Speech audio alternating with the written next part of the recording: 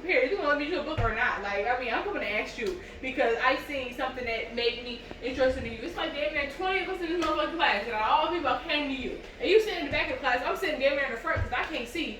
Or I want to be able to pay attention and focus because I'm trying to think, oh, I'm in college. Let me do this shit right. So let me focus. Because when I was in high school, I'm like, no, put me in the back of the class. I don't none of this shit. I'm done with this shit. Like, this shit almost over. I was there. I was like, no, put me in the front. I want to be able to focus, be able to see. I came unprepared. That's cool.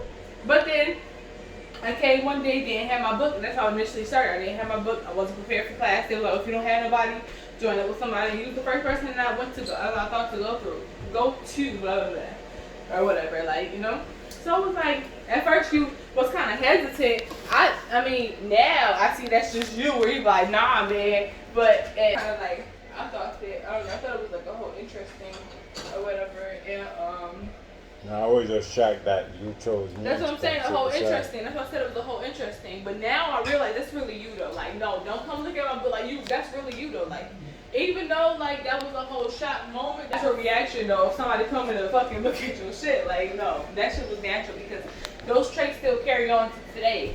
And I mean, if I would have seen that as that way then and not the way that I seen it now, I mean, it probably would have been different. But at the time, like I was already going on my roller coaster. I was on my ups and my downs, and still, you know how roller coasters go up and go down. You got the smooth ride, go up and go down. You know when you're on a roller coaster, and I was already on my roller coaster. I was.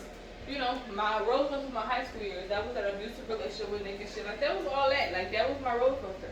So, outside of that, I'm like, okay, this is a transition for me. There was time for change and things like that. And that's when I realized, you know, what I really wanted, like, out of life and things like that. And what I really wanted within myself, despite, like, you know, my upbringing and stuff like that. I try to put that to the side. And I not use that as, like, something to, like, because I used to always play victim. I used to always be like, oh, my gosh, all this happened to me. And I'm, you know, they made me the way I am. And God tells me playing victim. So now I'm like, oh, all this happened to me, and it made me the way I am, but I'm greater than I was, and I'm grateful for the experience. Although, you know, it wasn't the best, it wasn't the greatest, but I made it through it. I mean, it's a lot of people that go through, like, you know, a lot of different shit, like domestic violence, and they don't survive. Like, the motherfuckers, they die. Like, bitches, the motherfuckers really kill them. Like, some motherfuckers that go for that shit, and they get killed. Like, it's kids that get abused, and they end up getting killed. Like, so, like, when I went through, like, you know, different domestic violence and different abusive situations, I was just like, damn, like, although, like, I went through that, it made me who I am today. So I'm grateful for that. So let that take me over. Because when I let that take me over, that's when it got control of my life. And I don't want it to control my life. I want it to empower my life. It's the difference between when something got control and empowerment over. When something got control over you, everything you do is based off of that experience. But when something is empowering you, everything that you do is like influenced off of the lesson of that experience. So it's like a whole different type of aspect in a way, because like when you can learn and grow from something, like that's something different than when you learn and then still hold on to that. But when you grow from it, like you moving past that, like that's right here and you over here. Like, so like when you learn, you hold on to it, you still here. But you want to be over there so bad, but you can't be over there because you're still holding on to that. But once you really release that and you're able to expand yourself, you're able to grow further past that and use that as a tool and not let that use you, is the difference. You know, you're not the tool anymore. That was the tool. But you have to, like, I mean, me personally, I started becoming the tool. Like, I was a tool. I was like, damn, I ain't got no mama, I ain't got no daddy. My boyfriend beat me up. Like, oh my goodness, I'm such a victim. Like, and I was like, damn, like, I'm just being used all around. But then what I realized was, I wasn't being used all around. How you get some? I wasn't used all around, but I'm using the things that are around me. So it's the difference when you being used all around, using things that are around you. But, you know, it all plays so affect each other. But all that was to say was that if I wanted to have another baby by you, that's all I have to say, I'm going to get that. But outside of that, when I initially met you, I told you I went through all that shit. I told you everything I went through. And I told you, like, you know, I had a miscarriage, blah, blah, blah. I felt empty. I told you everything. You came to our dance. I told you all that. Outside of grandma's house, I told you all of that. All of that. I told you everything. So you can't say that wasn't the case. You just had, I just feel though you had some things inside of yourself that you need fulfillment in, that you felt the void in, that I felt at the time. And I mean, we can't deny that. I mean, no matter how you want to deny it, no matter how you want to compare me to the worst situation in your life, I am not the worst situation in your life. I'm really not. And me personally, I'm a water sign, so I go with the flow.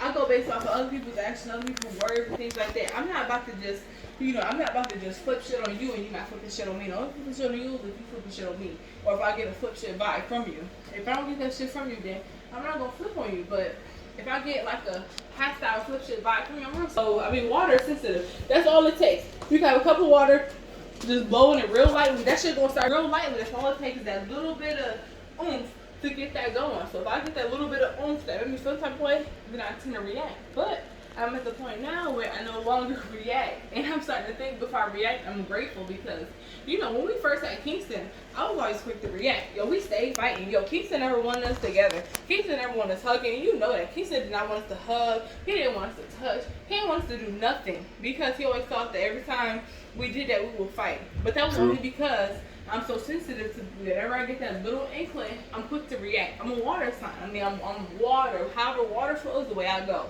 So with that, water flow with the current, I go with the current. If I get a little wind in my breeze, you're gonna see the ripple effects of that. I'm a water sign. You gotta respect it by its nature. But outside of that, now Kingston like when we see us together. Kingston is standing there, look with his little silly face or his little, you know what the hell's behind his eyes when he's looking at us when we together. But that wasn't always the case. You got the keys. That wasn't always the case. And that was before Kailani. Kailani had some experience of our moments, but she didn't really experience how Kingston did. Kingston experienced at Parkridge. Kailani really experienced it here. Pick up the stool and try to hit you with the stool. Kingston experienced it at Parkridge. Kailani experienced it here. It was a totally different transformation. And that's because I was so quick to react because I had to learn. Because what I know with you is you're a real stubborn. So although you don't want to admit, certain phases of your healing as a person and things that people go through, Jeff Bezos and had no damn father, shit like that. Phases of healing as a person. To lead to your success. Your potential and what you was put here to do or whatever. So, with you personally, what I had to come to realize was maybe my connection with you and us meeting had something to do with, the lack of, male and the masculine energy in my life as far as my brother to my father, shit like that. That shit was